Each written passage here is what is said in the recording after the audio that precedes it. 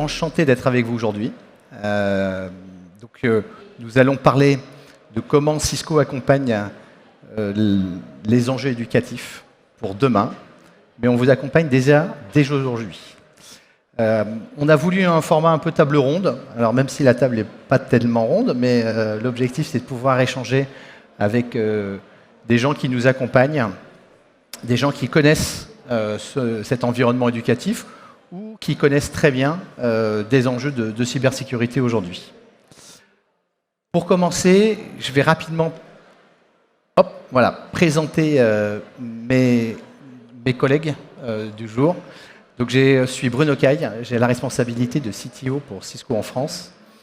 Et je suis aujourd'hui accompagné de Christophe Gros, qui a la responsabilité de l'infrastructure IT chez EduServices, de Benoît, qui est fondateur de Sensing Vision, et de Dominique Yang, qui est Deputy CISO sur la partie Paris 2024. Et comme vous le savez sûrement, nous sommes partenaires de Paris 2024.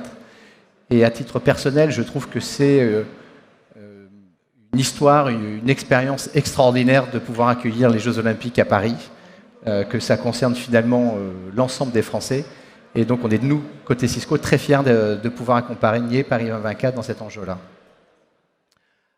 Avant de pouvoir échanger avec nos experts, je voulais rapidement revenir sur la vision de Cisco autour du monde de l'éducation. On voit bien qu'aujourd'hui, les enjeux dans l'environnement éducatif sont assez nombreux, mais le plus gros enjeu, comme dans toute transformation numérique, c'est l'enjeu de la complexité.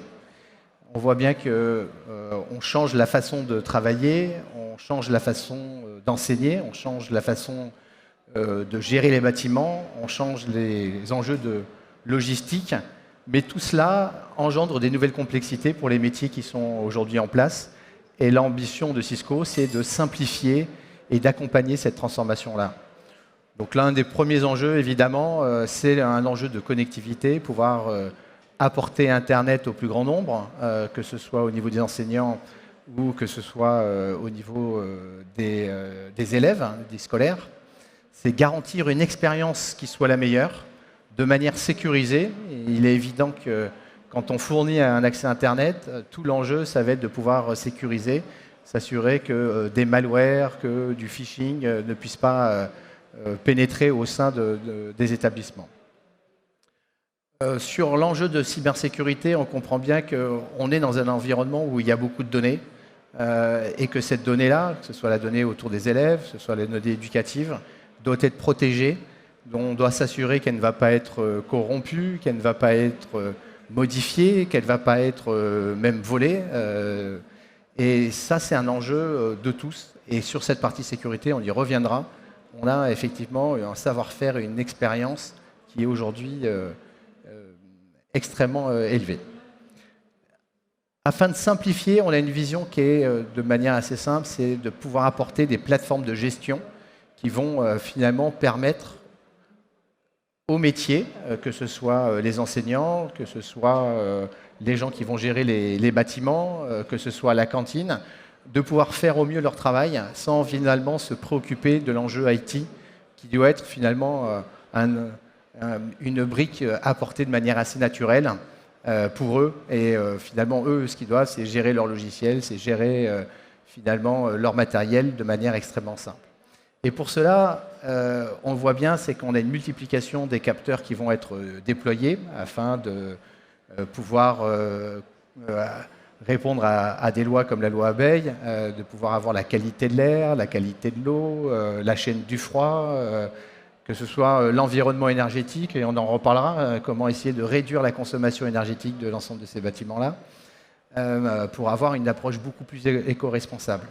Et puis si on a une plateforme, eh ben aussi on va pouvoir mieux travailler sur l'enjeu de sécurité physique, enjeu capital dans certains environnements, mais notamment dans l'environnement scolaire, sécurité physique des bâtiments, sécurité physique au niveau de vidéosurveillance, au niveau de la gestion des portes et des sécurités.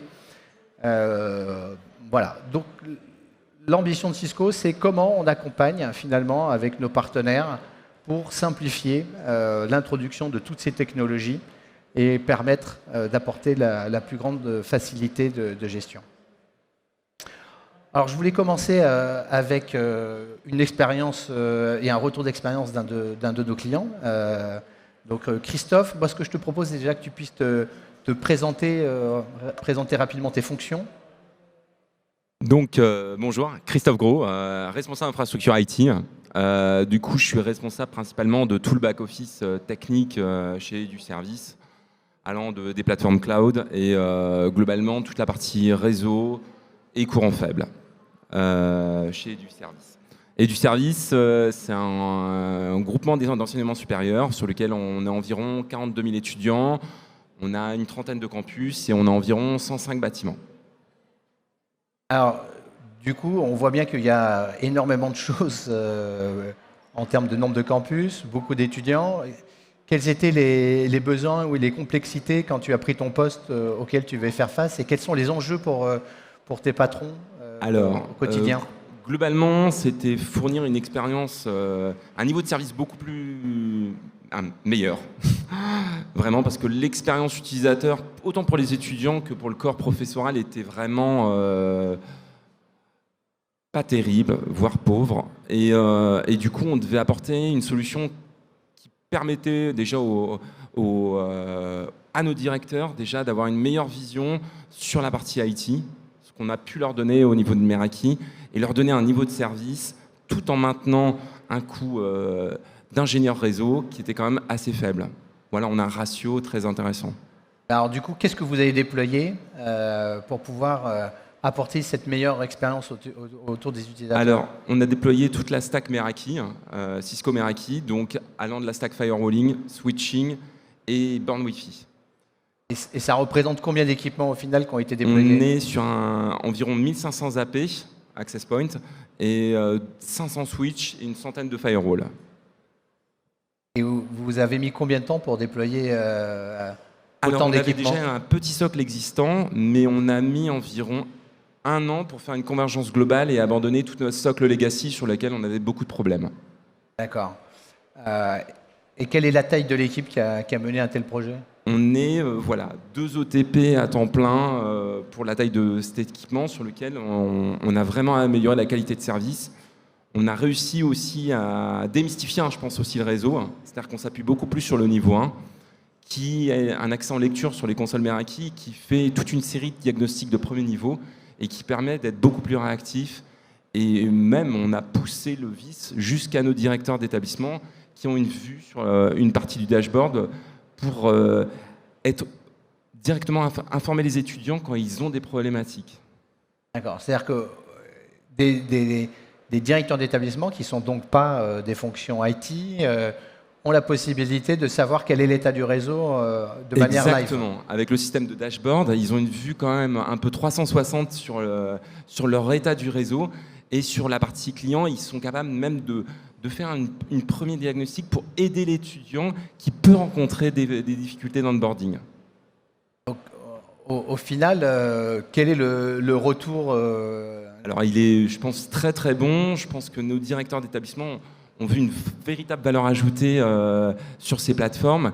Et je pense que l'indice de satisfaction qui m'était cher est vraiment remonté à un niveau assez haut. Et je pense qu'il y a un consensus sur le niveau de service qu'on a apporté avec cette plateforme. Quels sont les prochains projets maintenant que cette plateforme est en place et déployée, qu'elle fonctionne, qu'il y a un bon niveau de satisfaction? Alors globalement, ce que je dis, c'est si je devais faire le ratio, parce que la partie réseau, c'est pas que le réseau, c'est une grosse partie ELEC, une grosse partie opérateur telco. Ma plus grande difficulté, mon plus gros challenge, c'est au final, c'est challenger mes opérateurs télécommunications. Et j'ai une personne qui développe à temps plein avec toutes les interfaces que mettent à disposition Meraki qui permettent de sortir des KPI et de challenger ces opérateurs de télécommunications très souvent sur lesquels ils ne sont pas dans les abacs de performance qu'ils devraient avoir. Et là, en fait, moi, c'est l'avantage, c'est que Cisco Meraki devient une tour de contrôle qui me permet même de gérer tout ce qui est connexe autour du réseau. Donc ça va vous permettre de mieux gérer vos fournisseurs et donc d'avoir une optimisation sur les coûts? Exactement.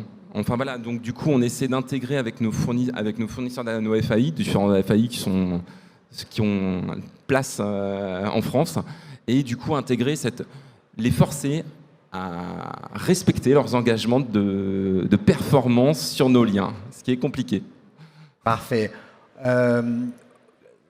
Aujourd'hui, le dashboard vous permet d'avoir donc cette visibilité complète. Est-ce qu'il y a des services additionnels que vous allez déployer ou utiliser les API qui sont les connecteurs vers d'autres applications? Voilà, bon là on a un premier joint, dashboarding on fait beaucoup de dashboarding pour sortir des KPI automatiquement pour nos opérateurs telco. Et là on commence à envisager du coup d'autres équipements autour de la sphère Meraki. C'est des projets à l'étude autour de la levée de doute. Et parce qu'on a une difficulté, je pense, en France à avoir un gros player national, et c'est vrai qu'on a beaucoup d'implémentations en France sur lesquelles on souhaite éventuellement asseoir quelque chose de plus structuré, organisé. Et on espère que Meraki sera là pour y répondre. Parfait, merci. Donc globalement, si on essaie de retenir, c'est cette plateforme unifiée et centralisée qui répond à vos challenges, et donc vous avez pu avoir un très gros parc déployé dans un temps assez court au final. Oui. Avec très peu de ressources. Voilà, avec très peu de ressources. 2 OTP, et on s'appuie quand même sur un intégrateur que je remercie aussi, qui est là, qui nous aide à déployer rapidement nos plateformes. Voilà, je pense que c'est un bon exemple. On a réussi à déployer environ 25 000 m² cet été. Donc je crois qu'on était sur une centaine d'équipements de switch, et on était sur, je crois, 450 zappés. Donc c'est vrai qu'en espace de 2 mois de juillet-août. Bravo, bravo. Moi, je suis très impressionné, et je trouve que ça donne un bon sens dans ce qu'on veut faire. C'est cette notion de simplification dont je parlais, et de pouvoir apporter une plateforme qui va être ouverte et qui va permettre justement d'aller plus loin. Alors, merci Christophe. Justement, Benoît, merci d'être avec nous aujourd'hui. En premier lieu, est-ce que tu peux rapidement présenter la société Sensing Vision? Alors Sensing Vision, on est une jeune société, on est basé juste à côté de Rennes, on a presque 7 ans d'ancienneté. On a 2 grands sujets d'action. On développe des plateformes qui utilisent des technologies de l'Internet des objets et d'intelligence artificielle, beaucoup dans le contexte de l'efficacité énergétique des bâtiments. On va parler de ça tout à l'heure. Et puis on a une deuxième activité où en fait on déploie les infrastructures réseau privé basées exclusivement sur les technos Meraki, donc on connaît bien le sujet. Donc 2 activités, on déploie du réseau et puis des plateformes avec la partie IoT. Et en fait l'histoire de la société, elle est venue du fait que je me suis retrouvé élu dans un petit village à côté de Rennes, et je me suis retrouvé premier adjoint en charge du numérique, de l'urbanisme et des finances. Et Sensing Vision en fait a commencé là-dessus, sur comment on arrive à réaliser des économies d'énergie sur une toute petite commune où on n'a pas d'équipe technique et où le plus gros bâtiment énergivore, c'est l'école. Donc Sensing Vision, ça vient de ça comme projet, c'est ce qu'on va décrire un peu après. Ouais. Alors justement, quelles sont les attentes d'une commune concernant ces établissements, et notamment sur cet enjeu énergétique? Le point qui est assez particulier, c'est les communes qui ont des écoles ont toutes la même obligation de service. Elles ont toutes la même nécessité de sécuriser les accès à Internet. Donc, par contre, ça se réalise avec des moyens complètement différents. Saint-Sulpice-la-Forêt, c'est 2 agents administratifs, 3 agents techniques, pas l'ombre d'un informaticien, et la même exigence de service qu'une école à Rennes ou qu'une école ailleurs. Donc, le premier point, c'est ça. C'est quel niveau de service on est capable de rendre pour les enseignants, pour les personnels, pour les enfants. Quand on est une toute petite commune, il n'y a pas d'expertise technique. Donc comment on fait pour rendre un très haut niveau de service sans équipe? Ça va être ça l'enjeu. Et donc ça veut dire qu'il faut avoir à la fois des technologies puissantes et des services d'accompagnement qui sont en capacité d'accompagner ce type de clients. Nous, là où on est assez fiers, c'est on travaille sur des très grands projets, sur des très grands comptes. On travaille aussi avec tout un tas de communes de 700 habitants où on a une école avec 3 classes, et il faut qu'on offre un service avec une école avec 3 classes. On voit bien qu'effectivement, le même niveau de service, mais pas les mêmes enjeux que ceux de Christophe. Alors justement, Sensing Vision, comment vous abordez? Tu veux Donc là, si on prend en fait les grands sujets qui sont identifiés, c'est connectivité sécurisée Internet. Il y a des obligations réglementaires de mesure de qualité de l'air dans les maternelles. Il y a un énorme sujet sur les consommations énergétiques des bâtiments. Et c'est un sujet qui, en 2017, quand on a lancé l'entreprise, n'était pas vraiment d'actualité. Là, ça passe en mode priorité maximum pour tout le monde. Et puis quand on continue, en fait, là, vous voyez, traçabilité de la chaîne du froid, ça, c'est une idée de nos clients. On était sur un projet de Smart City, et puis en discutant avec les agents et les personnels de la collectivité, un des personnels en charge de la cuisine centrale nous dit nous, on a un vrai problème de supervision des frigos, on a une coupure d'électricité sur les frigos, on a perdu 800 € de nourriture, est-ce qu'on peut faire quelque chose? Ben oui, on peut faire quelque chose, mettre des capteurs. Alors justement, on a parlé tout à l'heure de la plateforme Meraki. Dans cet environnement-là, comment vous utilisez la plateforme Meraki pour mettre des services, on le voit, qui sont des services plus orientés utilisation, usage, métier? C'est un peu la diapo qu'on montre ici. En fait, on va récupérer tout un tas de données qui proviennent soit des capteurs Meraki, et en fait, les données les plus intéressantes, c'est des données qui vont être apportées par les capteurs qu'on voit en haut. Ce capteur, il fait température, humidité, il va mesurer également le CO2, il va mesurer le niveau de bruit, et puis les composés organiques volatiles. C'est ce capteur-là qui va apporter le plus d'informations sur notre plateforme. Après, on va utiliser d'autres sources de données. Par exemple, avec les bornes Wi-Fi, on sait compter le nombre de smartphones qu'on a dans le périmètre. Donc les bornes Wi-Fi nous donnent une idée du nombre de personnes qu'on a dans le bâtiment. De la même manière, quand on met des caméras vidéo Meraki, les caméras vidéo Meraki, elles ont des fonctions de comptage. Donc on va être capable, avec ces caméras, de compter le nombre de personnes. On récupère tout un tas de données par API, par exemple les données de consommation d'électricité, de gaz, et puis les données météo. Et après, l'idée, c'est d'être capable de proposer des interfaces suffisamment simples pour que les agents de services techniques, notamment de petites collectivités, arrivent à se servir de la plateforme, d'identifier des dysfonctionnements et les corriger. La plateforme qu'on propose, l'objectif, c'est simplement en mettant des capteurs et en traitant la donnée, d'arriver à réduire la consommation d'énergie de 30% dans les 3 mois. Alors ça peut paraître hallucinant, mais dès qu'on met des capteurs, en fait, ce qu'on se rend compte, c'est plusieurs choses. On pense qu'on chauffe l'école à 19 degrés, on ne la chauffe pas à 19, on la chauffe à 22. Et puis la deuxième chose, c'est les écoles gèrent très mal l'intermittence d'usage. Un groupe scolaire primaire, c'est utilisé 50% du temps, 50% c'est fermé. Et en fait, dès qu'on met des capteurs, on se rend compte qu'en fait, les bâtiments sont chauffés tout le temps. Vacances, jours fériés, congés scolaires. Et simplement, si on met la bonne température, on gère bien l'intermittence d'usage des bâtiments, puis on corrige en gros les fuites et les gros défauts qui arrivent, ce qu'on documente, c'est 30% de réduction de la consommation d'énergie. En fait, la plateforme permet de collecter la donnée, et de cette donnée-là, vous allez pouvoir en déduire finalement des actions qui permettent de faire ces économies. C'est ça. Notamment d'identifier rapidement quels sont les plus gros consommateurs énergétiques dans les bâtiments. Alors, non seulement les plus gros consommateurs, mais les plus grosses dérives. En fait, la plateforme, je vais essayer de vous la montrer après, la plateforme, on a des interfaces où on a une mode de réaction en mode alarme. Donc on va avoir des alarmes qui vont être générées, par exemple dépassement de taux de CO2 dans un groupe primaire. Et puis après, on a d'autres outils qui vont permettre, d'une manière plus rétrospective, de se dire sur mon parc de bâtiments, quel niveau de performance j'ai bâtiment par bâtiment et où est-ce que je peux faire l'effort pour quel résultat attendu. Et c'est ça qui est assez critique en termes d'outils de pilotage.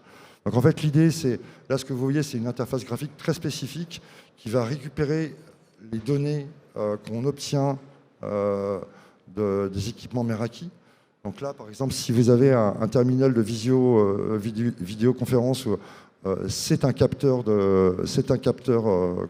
sur lequel on va pouvoir récupérer plein d'infos.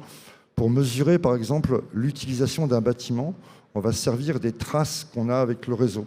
Et là, ce qu'on voit, par exemple, c'est on a un bâtiment qui n'est pas utilisé le week-end, les barres grises, c'est les week-ends, et on se rend compte qu'on a tout un tas d'utilisateurs qui vont rester connectés et qui continuent à utiliser de la ressource. Là, en fait, on montre les caméras vidéo avec les fonctions de comptage. Et donc, les caméras, on va avoir un double usage, un usage de vidéoprotection, puis un usage de comptage. Et c'est vraiment l'agrégation de toutes ces données-là, le traitement de ces données-là qui va permettre de produire une information. Et cette information, quand elle est prise en compte par les agents des collectivités, par exemple, on a des résultats qui sont assez impressionnants. Et du coup, comment les agents sont impactés quelles sont les bonnes pratiques à mettre en place pour les accompagner? Parce que là, je comprends qu'ils vont avoir des outils supplémentaires. En fait, il y a vraiment le point d'attention, il est là. En fait, on nous demande souvent de faire des POC, de faire des démonstrateurs. Et en fait, ce qu'on dit aux clients, c'est la technologie, elle fonctionne. Et on a suffisamment de déploiements en grande échelle pour montrer ça. Après, là où il y a un vrai point d'attention, c'est sur l'accompagnement au changement. Et clairement, s'il n'y a pas de volonté politique, s'il n'y a pas de formation des personnels, s'il n'y a pas d'adaptation des fiches de poste, dans le poste du responsable des services techniques, il est bien marqué qu'il faut qu'il aille sur la plateforme et ainsi de suite. S'il n'y a pas d'adaptation des procédures, ça ne marche pas. Quand je parle d'adaptation des procédures, c'est qu'est-ce qui se passe quand on a une fuite d'eau un samedi matin à la salle polyvalente au mois d'août? Dans plein de communes, il ne se passe rien parce qu'il n'y a pas de procédure associée. Donc il y a tout ce boulot-là d'organisation autour de la plateforme qu'il faut mettre en place pour que ce soit une réussite. Après, quand c'est mis en place, ce qu'on voit, c'est qu'il y a un vrai engouement des personnels, notamment techniques, sur ces outils-là. Où en gros, à ces personnels, au lieu de leur demander d'aller courir tous les mois pour faire les relevés des compteurs de gaz ou d'électricité pour savoir si on n'a pas trop dépensé, ça, ils l'ont automatiquement. Par contre, ils se concentrent là où il y a de la valeur. Et les personnels techniques sont très, très demandeurs en fait, de ces plateformes. Ça veut dire que finalement, on simplifie aussi la vie des agents? Alors, on fait plusieurs choses. On rend visible tout un tas d'actions que les agents font d'une manière automatique, mais qui ne sont pas visibles. Là, le maire, il voit qu'il a une fuite d'eau, que la fuite d'eau a été corrigée. Il voit qu'il y a eu une dérive de température sur la médiathèque qui a été corrigée. Donc, des choses qui étaient invisibles deviennent visibles. Et ça, ça valorise le travail des agents. Énormément les agents. Et puis, il y a également, quand on est sur du public, la question de l'évaluation des politiques publiques. Être capable d'expliquer que tu as diminué de 30% la consommation de ton groupe scolaire et que l'argent, tu l'as réinjecté dans des projets pédagogiques, en termes politiques ou en termes même de sens, ça a de la valeur. D'accord. On parlait de la gestion de la chaîne du froid. Aujourd'hui, est-ce que tu as un peu de données sur finalement les bénéfices? Alors, en fait, donc la gestion de la chaîne du froid, on met des capteurs dans les frigos. Et puis après, on a des mécanismes d'alarme avec des mécanismes d'escalade en termes de performance. Il y a une obligation réglementaire de suivi de la chaîne du froid. C'est une obligation réglementaire. Et puis, en fait, les enjeux, c'est... là, le premier projet qu'on a fait, c'était sur Saint-Grégoire. Ils venaient de perdre... ils avaient une coupure de courant sur la cuisine centrale. Le lundi matin, quand ils sont arrivés, ils ne savaient pas le temps qu'avait duré la coupure de courant, donc ils ne savaient pas si les aliments étaient encore consommables ou pas. Bah, par précaution, tu balances tout. Et là, tu fais ça une fois. Quand on sait qu'un capteur de chaîne du froid, ça va coûter 115 €, bah, le modèle économique, il est juste évident. Et donc, ça fait partie des outils qu'on met à disposition qui ont vraiment du sens.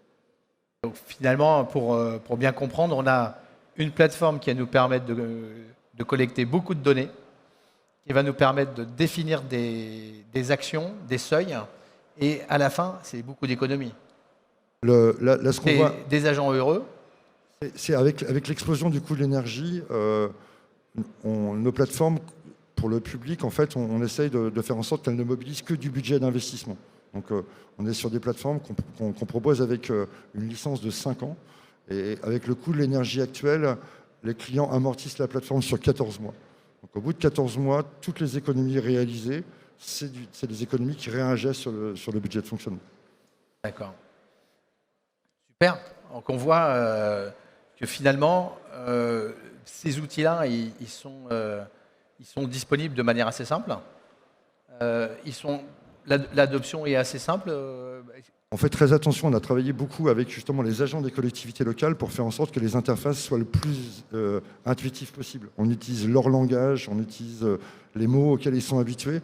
Et l'idée, c'est que la plateforme puisse être opérationnelle extrêmement vite. Si on essaie de retenir, de synthétiser, hein, on voit que donc l'IoT, qui est un mot un peu technique, hein, avec cet environnement d'objets connectés et donc de capteurs.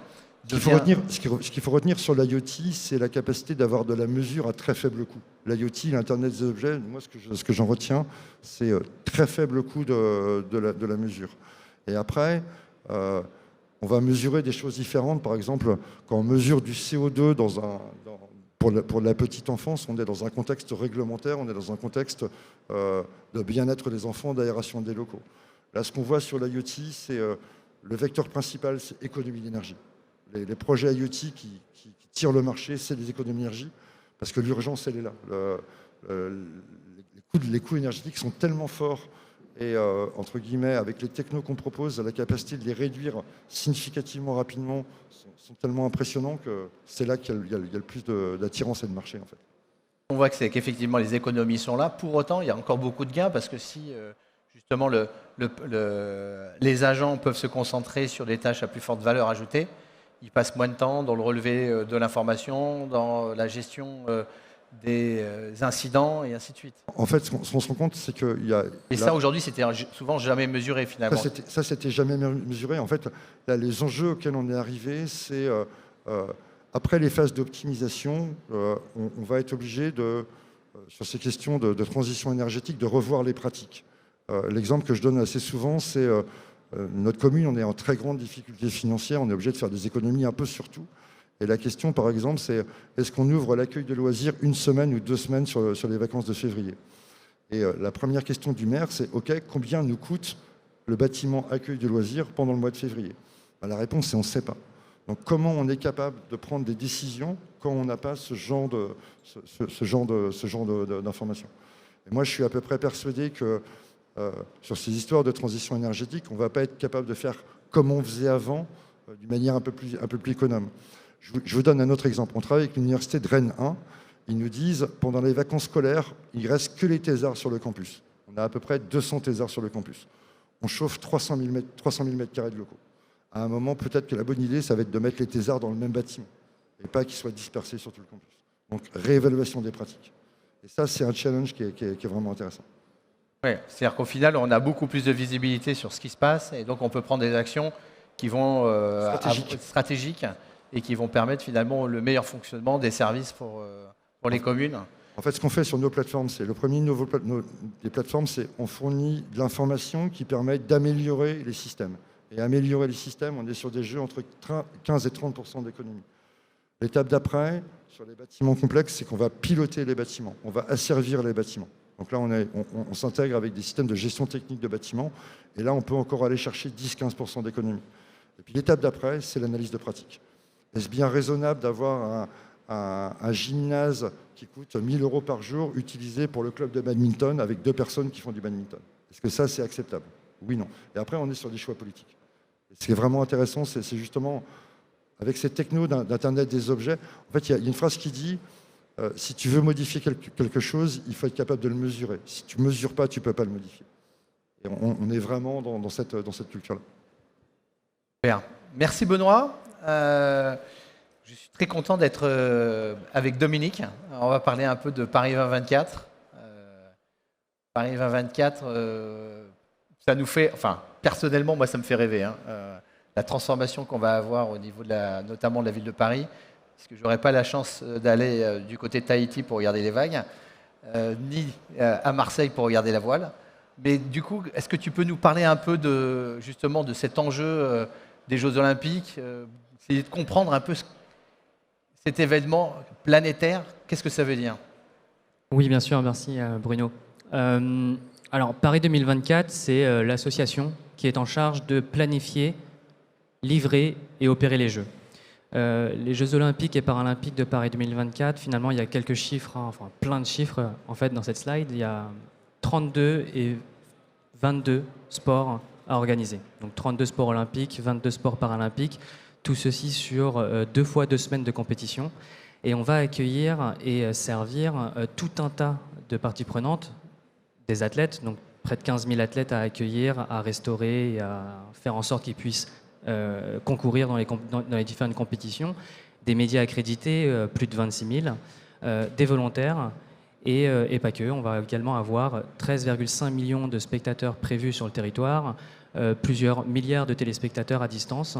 Et tout ceci, en fait, ça donne un petit peu le ton sur finalement ce qu'il faut organiser, ce qu'il faut mettre en œuvre pour pouvoir accueillir tout ce beau monde. Et d'un point de vue technologique, finalement, si on continue un petit peu sur des chiffres clés, ça représente 6000 écrans à travers plus de 200 sites de compétition, 10 000 postes de travail et un peu plus de 200 applications, avec une distance Terre-Lune, 384 400 km de fibre optique, dédiée spécifiquement dans le cadre des Jeux Olympiques. Et c'est un exercice qui est vraiment hyper challenging, c'est un exercice de taille, c'est un gros chantier. Il faut voir véritablement qu'il y a 5 ans, il n'y avait rien de tout ça, et que dans à peu près un an, un peu plus d'un an, il n'y aura plus rien. Ce qui est très impressionnant, ce qu'il faut garder en tête, c'est qu'il y a un enjeu de timing qui est très serré. Vous n'avez pas le droit d'être en retard au niveau du projet. Ce qui est... Non, et en fait, c'est vrai que c'est une question qui est assez courante. Enfin, moi, je l'entends beaucoup dans mon entourage. C'est est-ce qu'on est prêt? Est-ce que on va être à l'heure? En fait, par design, par définition, on ne peut pas être en retard. En fait, ça va se passer. La date est déjà prévue. On a donné rendez-vous au monde entier à partir du 26 juillet 2024. Et en fait, on va tout faire pour que ce soit une expérience formidable. Et en fait, finalement, on sera prêt. Il y aura peut-être juste des choses qu'on va ne pas faire. Mais on sera prêt et on sera là. Alors on a voulu des jeux à Paris qui soient innovants, qui soient responsables. Et du coup, quel est l'apport de la technologie? Quel est l'enjeu de la technologie dans cet environnement-là? Alors, au sein de l'ADN de Paris 2024, on va retrouver en fait cette valeur d'héritage qui est véritablement ancrée. Et Paris 2024, c'est la première édition des Jeux où en fait la sobriété numérique fait partie intégrante de la stratégie de la technologie. Quand on dit ça, ça veut dire que ça passe par des actions de sensibilisation au travers de tout le comité d'organisation pour que sur chacune des verticales métiers, ils prennent en compte en fait ces considérations-là. Pour pouvoir faire ce qu'on appelle de l'éco-conception, donc en fait de prévoir à l'avance les besoins pour réduire en nombre le nombre d'écrans, de postes de travail qu'on mentionnait juste avant, et aussi dès le départ, leur prévoir la vie d'après. C'est-à-dire que voilà, dans un an, ces 6000 écrans, 10 000 postes de travail, on n'en aura plus besoin. Et en fait, on ne va pas les jeter, il faut leur trouver une seconde vie. Et donc, du coup, c'est dès la conception, finalement, qu'on prend en compte ces enjeux. Et alors, du coup, il y a la slide qui vous est présentée. Et, en fait, c'est une vue d'artiste du Stade de France, tel qu'on aimerait le voir en l'été 2024. On peut imaginer la scène avec la finale du 100 mètres, la finale du 400 mètres en bas sur la piste. Et en fait, on a partagé un certain nombre de chiffres, un certain nombre d'enjeux, mais finalement, là, ce que vous avez sous les yeux, c'est le pourquoi on fait tout ça, en fait, finalement. Pour que la fête soit formidable, que l'ambiance soit incroyable. Et au-delà de la performance des athlètes, côté technologique, en fait, finalement, ce qu'on voit, c'est un petit peu toutes ces fonctions. On va retrouver le volet broadcasting. Là, c'est en fait tous les systèmes qu'on va mettre en œuvre et tous les réseaux pour permettre en fait aux spectateurs, téléspectateurs de voir les images des jeux. On va retrouver des fonctions cœur comme le chronométrage et l'arbitrage qui dépendent en fait de systèmes informatiques. De l'information commentateur, donc des systèmes qui sont dédiés aux commentateurs pour leur fournir des statistiques en quasi temps réel, des informations sur l'historique en fait des sportifs, des athlètes et un certain nombre d'anecdotes qu'ils peuvent mentionner dans les différents commentateurs. Du Wi-Fi accrédité pour que tout le personnel, que ce soit les commentateurs, les personnels des délégations sportives, les médias puissent travailler. Du contrôle d'accès, que ce soit du contrôle d'accès pour les spectateurs ou du contrôle d'accès pour le personnel accrédité, et des systèmes d'information plus propres en fait au fonctionnement du stade sur l'affichage des grands écrans, ce qu'on appelle le sport presentation, qui permet en fait de assurer que l'ambiance au sein de l'enceinte sportive soit incroyable. Alors quand je vois tout ça, je me dis, il y a des milliers de zones d'attaque. Changer le chronométrage, ça a un impact. Prendre le contrôle des écrans pour diffuser des informations, il y a un enjeu. Bloquer les commentateurs ou prendre le rôle des commentateurs, il y a aussi un enjeu. Enfin, comment vous préparez justement par rapport à cet enjeu de cybersécurité, de protection des données, puisqu'on voit bien que là, c'est beaucoup de données qui vont être live, donc un risque important. Oui, le risque d'un point de vue cyber, il est très important et tu fais bien de le dire. Il est important à double titre. La menace, on le sait, la cybermenace, elle évolue constamment. Elle évolue que ce soit en volume. On a des chiffres du comité d'organisation de Tokyo 2020. On parle de 4,4 milliards d'événements de cybersécurité durant les Jeux.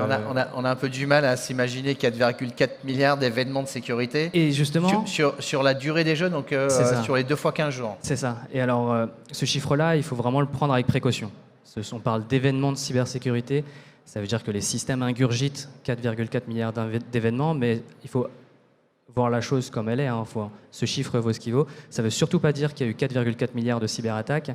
Et ce qui est hyper intéressant en fait de voir, c'est l'évolution de ce chiffre à travers les précédentes Olympiades.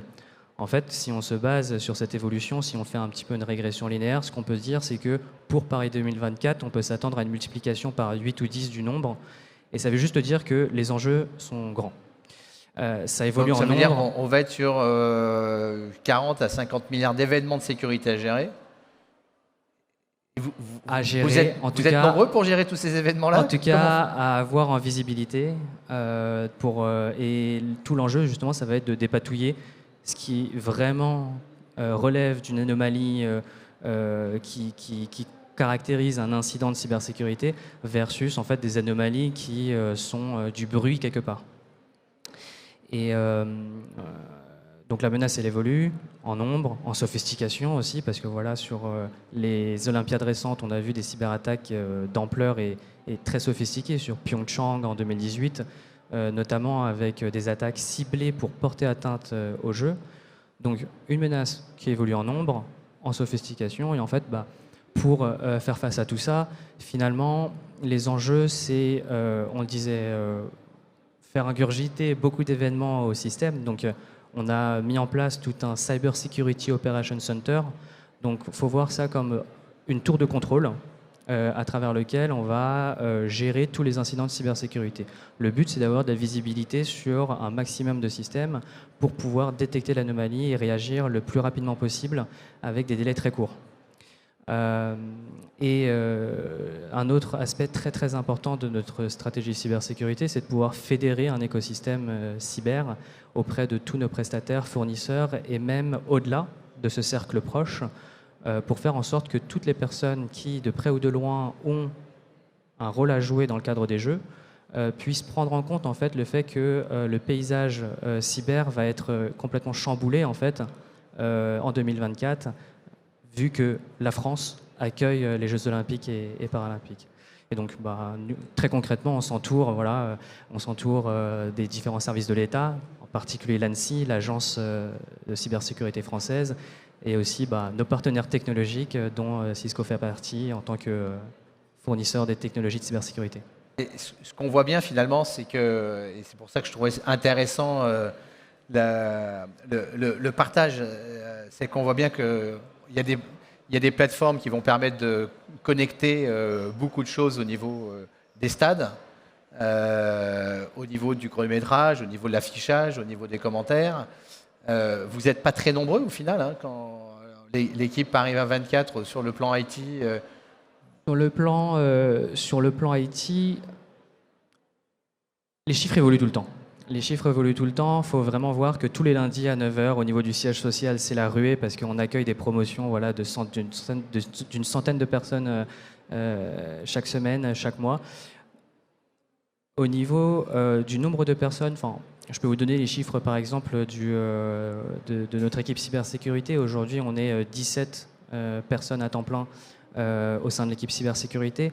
Ça, c'est vraiment l'équipe un petit peu interne au sein du comité d'organisation, mais derrière, c'est augmenté de finalement tous nos partenaires et fournisseurs. Et quelque part, si on met toutes les choses bout à bout, ça fait 17 plus à peu près une cinquantaine de personnes qui, pareil, sont dédiées pour la fonction cybersécurité des Jeux Olympiques. Et on parle de 50 milliards d'événements qu'il va falloir gérer. Donc on voit bien qu'on est sur des ratios extrêmement limités. On connaît des grands groupes français qui ont des équipes largement plus pléthoriques. Et moi, ce que je trouve très intéressant, c'est votre capacité justement à utiliser des plateformes pour vous simplifier la vie et utiliser un écosystème. Mais finalement, c'est un peu ce qu'on a retrouvé au niveau de l'expérience des mairies. C'est qu'on a tous le même enjeu, c'est qu'on a beaucoup de choses à gérer avec de moins en moins de ressources. Pour autant, la qualité de service attendue, elle doit être toujours la même. Et là, on le voit bien, il y a un enjeu de timing. On n'a pas le droit d'être en retard.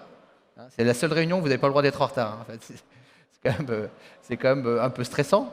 Il y a un enjeu de qualité parce qu'il faut que tout se passe bien. Et pour l'avoir tous vu à la télé, on voit toutes ces images qui arrivent, tous ces commentaires, toute cette information qui est à gérer en permanence. C'est fabuleux et c'est ce qui fait justement vibrer les téléspectateurs. C'est qu'il y a toujours un événement qui arrive. Et donc, il faut que ça soit une expérience irréprochable. Hein. On ne veut pas de coupure de flux au niveau du broadcast. Et puis, cet enjeu de sécurité aussi physique, hein, puisqu'on est quand même sur une population énorme. Bon, j'ai plus les chiffres en tête que tu présentais, mais on a beaucoup de flux de personnes qu'il faut protéger. Je trouve ça un challenge qui est super excitant. Et je trouvais qu'il y avait finalement un bon parallèle entre les trois, puisqu'on a vu le fait d'avoir des plateformes, ça permet de limiter le nombre de personnes, ça permet de délivrer.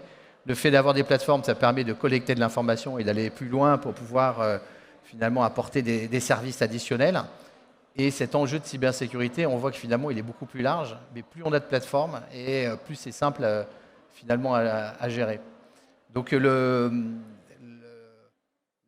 l'enjeu sur cette partie cyber, c'est aussi comment vous communiquez pour que les gens prennent conscience qu'ils vont avoir à manipuler des données et que du coup, ils ont quand même des règles à faire. Il y a une certaine hygiène à mettre en place pour ne pas se faire voler les PC, pour ne pas se faire hacker les PC. Quelles sont les bonnes pratiques que vous partagez aujourd'hui là-dessus ? Et je pense que le message, il est bon et ça rebondit peut-être aussi sur ce que tu disais tout à l'heure, Benoît, sur le fait de dire que la plateforme est là, elle peut faire beaucoup de choses, elle peut ingurgiter énormément d'informations, mais finalement, s'il n'y a pas la volonté, s'il n'y a pas une procédure ou une conduite de changement associée, c'est très compliqué. Et en fait, sur le volet cybersécurité, effectivement, d'un point de vue technologique, il y a énormément de choses qu'on peut faire. Mais le volet sensibilisation, formation, il reste, lui, indispensable, il est crucial. Aujourd'hui, on s'accorde à dire dans la communauté cyber que 90% des cyberattaques qui réussissent, elles proviennent d'une erreur humaine. Alors le discours que je veux porter, il n'est pas du tout fataliste. Le point, c'est surtout de dire à quel point c'est important de aussi mettre de l'effort sur la sensibilisation et la formation. Au sein de Paris 2024, la sensibilisation et la formation, c'est un des 4 piliers de la stratégie cyber. Alors on passe énormément de temps à faire ça, sensibiliser, former, toutes les parties prenantes finalement. Et elles sont hyper variées. On va retrouver des collaborateurs, les nouveaux collaborateurs, comme je disais, toutes les semaines, toujours les onboarder avec les mêmes messages de sensibilisation, tout en maintenant un bon niveau de vigilance pour les plus anciens et sans les enquiquiner quelque part, je dirais. Les volontaires, le personnel accrédité. Et le personnel accrédité, il est assez particulier parce que, et quelque part, je pense que c'est là où on peut retrouver des enjeux communs avec le domaine de l'éducation, c'est qu'en fait, on va retrouver dans cette population des personnes qui vont venir dans les enceintes sportives, sur les sites olympiques, avec des appareils non maîtrisés, qui peuvent être plus ou moins vérolés, plus ou moins compromis. Et tout l'enjeu, ça va être de pouvoir aussi, de façon assez automatisée, les détecter et ensuite les mettre en quarantaine pour qu'ils ne puissent pas venir impacter les opérations des autres médias accrédités ou alors nos propres opérations. En tout cas, l'idée, c'est à chaque fois de pouvoir fédérer autour du même mot-clé, un seul maître mot, c'est la résilience, la continuité de service. Ce que je trouve vraiment intéressant, c'est en fait, on parle tous de la même chose. Pour faire rigoler, sur le public, il y a énormément de cyberattaques. Et du côté de Rennes, le CHU a été planté, puis plusieurs mairies ont été plantées récemment, avec des gros dégâts, donc il y a une grosse sensibilité. Et là, toujours sur ma commune, comment on fait pour bloquer une cyberattaque sur une commune de 1350 habitants sans équipe informatique? Et ça, c'est un vrai challenge. Et quand je dis sans équipe informatique, sans personne qui a un niveau supérieur à manipuler la souris. Et la semaine dernière, on a vraiment le sujet, c'est-à-dire poste de travail utilisé par des personnels de l'accueil de loisirs qui s'est fait infecter par un cheval de Troie, qui a été remis sur le réseau interne et qui a commencé à pourrir tous les PC. Et comment on arrive à bloquer ce genre d'attaque avec les technos qu'on utilise sans moyens physiques sur place. Si vous êtes intéressé, sur le stand de Cisco, on pourra vous remontrer, on va rejouer l'attaque à l'envers. Et là où c'est ultra impressionnant, c'est on fait ça sur une école primaire avec exactement les mêmes technos que vous faites pour les Jeux Olympiques ou sur un groupe d'éducation sans commune mesure. Et comment, avec les mêmes technologies, on arrive à s'adapter aux différents cas d'usage. Ce qui est important sur cette partie cyber, hein, c'est la segmentation de la donnée, parce qu'aujourd'hui, on le sait tous, l'enjeu, il n'est pas de se dire qu'on ne sera jamais attaqué ou qu'on ne sera jamais corrompu, c'est comment se prémunir que si, au moment où ça arrivera, voyons le bon temps en français, qu'au moment où ça arrivera, finalement, la donnée qui sera corrompue, qui sera volée ou qui sera détruite, n'impactera pas l'ensemble de la chaîne de production. Et on voit bien, moi j'ai été très marqué par les attaques sur les hôpitaux, où on a vu, parce qu'il n'y a pas eu que Rennes, il y a aussi Meaux, où les hôpitaux s'arrêtent parce que toutes les données ont été corrompues, ont été chiffrées. Et donc, d'un seul coup, on se pose la question, même des dossiers patients qui ont été modifiés, et donc aucune opération peut avoir lieu. Et ça, on le voit bien, nous-mêmes, Cisco, on a eu une attaque qu'on a rendue publique il y a quelques mois, et on a réussi à démontrer que l'attaque avait un set de données qui était très limité, puisque c'était simplement les données sur le PC d'un des collaborateurs de l'entreprise. Et donc, tous les systèmes d'information ont continué à fonctionner, pas eu d'interruption sur les livraisons, sur les commandes, pas d'impact sur les chaînes de support. Donc, l'ensemble de l'entreprise a continué à fonctionner, alors qu'on subissait une attaque. Et donc, effectivement, l'un des enjeux, c'est détecter qu'on subit une attaque, deux, pouvoir identifier quels sont les sets de données qui sont impactés par cette attaque-là, et trois, pouvoir refaire la remédiation de manière automatique. Et c'est vrai qu'il y a plusieurs choses. Il y a la construction de l'organisation de la data dans l'entreprise, deux, les bonnes pratiques à mettre en place, et trois, les outils qui vont permettre de détecter qu'effectivement on a cette attaque qui est en cours, pour pouvoir y répondre. Il y a aussi une partie qui, moi, me semble vachement importante, c'est toute la question de l'évaluation des politiques publiques. Ça, c'est un truc qu'on voit beaucoup.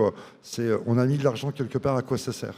Et là, les outils qu'on propose, typiquement, le maire d'une commune de 1350 habitants, il a tous les mois un rapport de sécurité qui lui donne le niveau de disponibilité du réseau, le nombre de personnes connectées, les attaques bloquées. Très honnêtement, il ne les lit pas. Mais quand il ne les lit pas, il sait que ça marche bien. Donc voilà. Mais cette partie évaluation des politiques publiques, elle est aussi extrêmement importante. On a mis de l'argent, à quoi ça sert? Et quel service on rend? Quel niveau de disponibilité? Et ainsi de suite. C'est pour moi quelque chose qui est extrêmement fort. Christophe, tu veux partager ton expérience sur cette partie cybersécurité?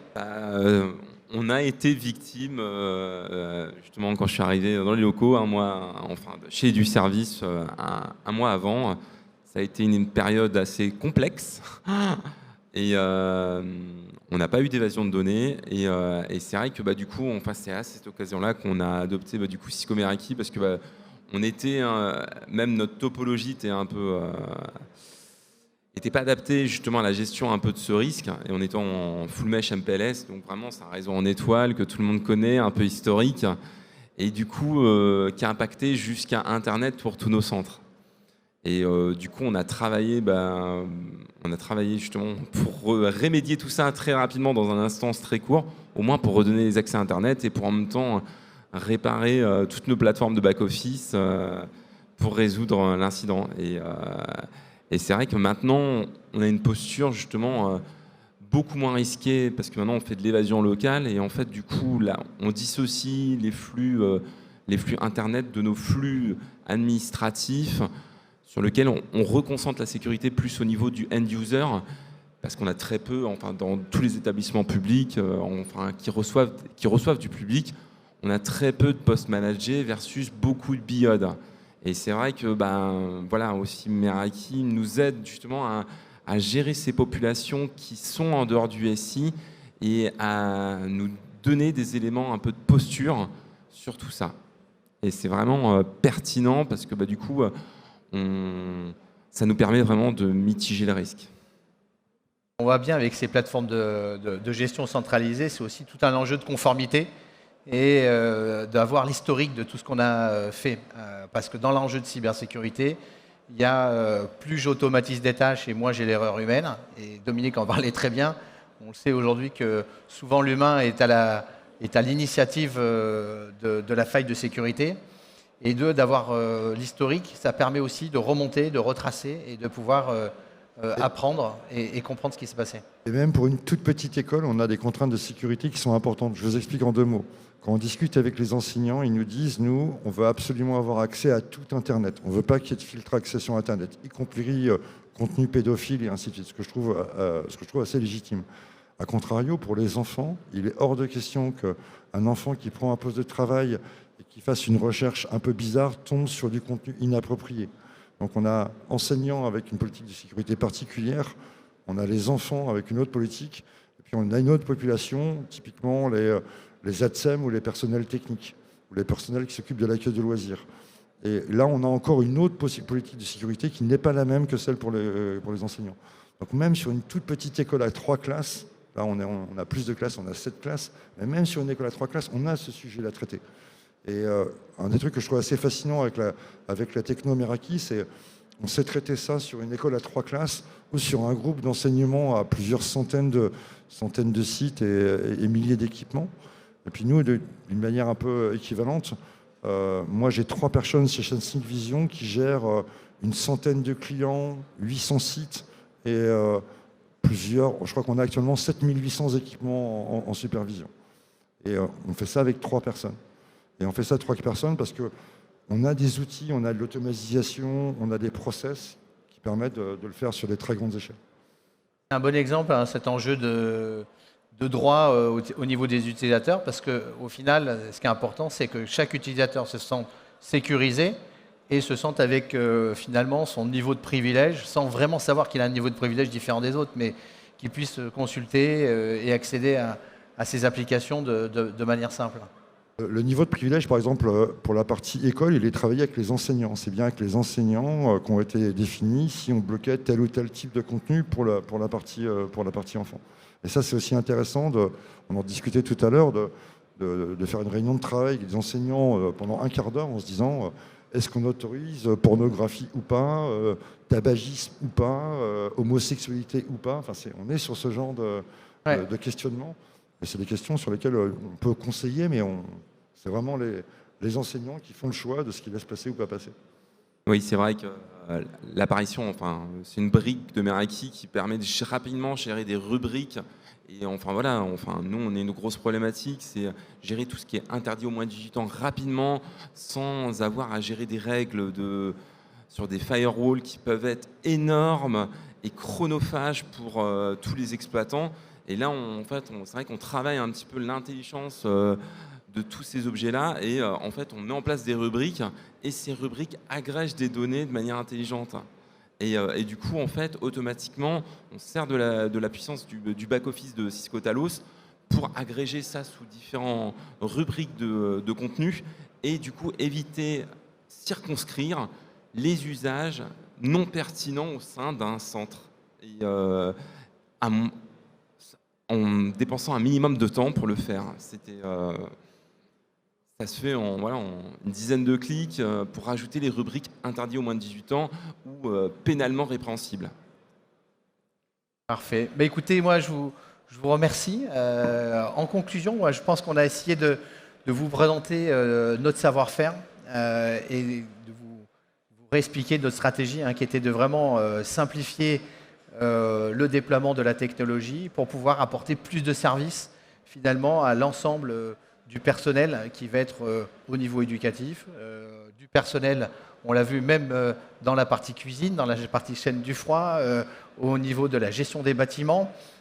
On a beaucoup parlé évidemment d'infrastructures réseau, de capteurs, d'IoT, de sécurité, mais on a aussi des solutions sur la partie collaborative et donc on vous invite à venir poursuivre la discussion avec nous sur notre stand, à pouvoir avoir des démonstrations, à pouvoir aller un peu plus loin dans qu'est-ce qu'on met en place et comment vous pourriez vous aussi le vivre au quotidien pour simplifier votre journée.